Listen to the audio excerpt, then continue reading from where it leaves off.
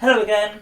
So now we're going to talk about the change of jazz and the change to bebop and what's called hard bop jazz after the Second World War. So jazz music before the Second World War was predominantly played by bigger bands, what's called big band jazz and trad jazz.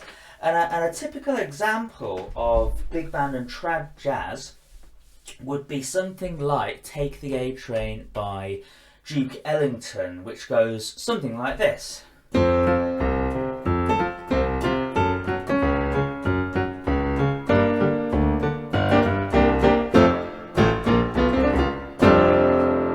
Or It Don't Mean a Thing If It Ain't Got That Swing. So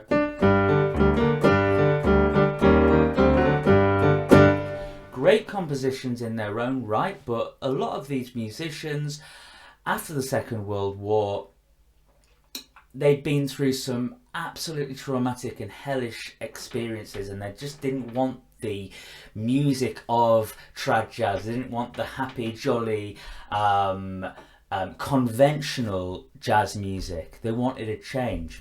And so first of all, what happened is the groups got a lot smaller, from 20, 30-piece orchestras to four-piece bands.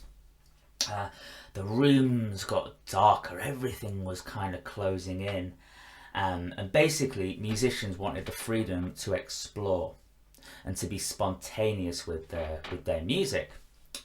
So what happened is you had an extensive use of solos, more improvisation, longer sort of sprawling journeys within the music, a total rejection of a set melody as well, and even if there was a set melody, it was in fact an interpretation of a melody. So basically musicians wanted to express what was going on inside their heads, because a lot of these people were messed up from the war, as you would be.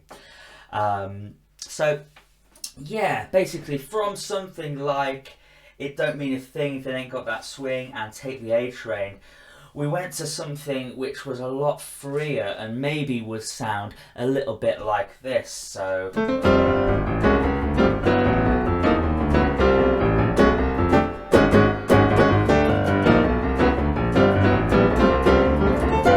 etc, etc.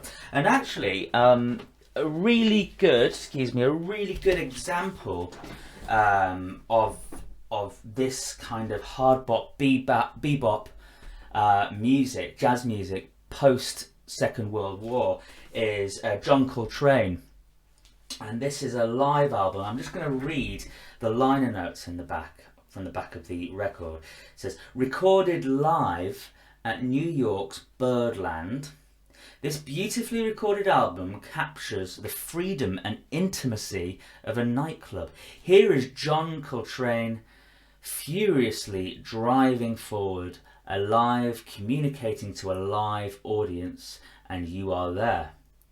And yeah, Coltrane is a truly, he's a virtuoso on his instrument, but he's more than that as well. It was basically him saying, this is what's going on inside my heart, this is what's going on inside my head, this is what I'm feeling, and this is what you're having as a listener, and this is what you're going to get as the audience, which I think is beautiful. And so that's the main difference between pre-World War II jazz and post-World War II jazz. Thank you for listening.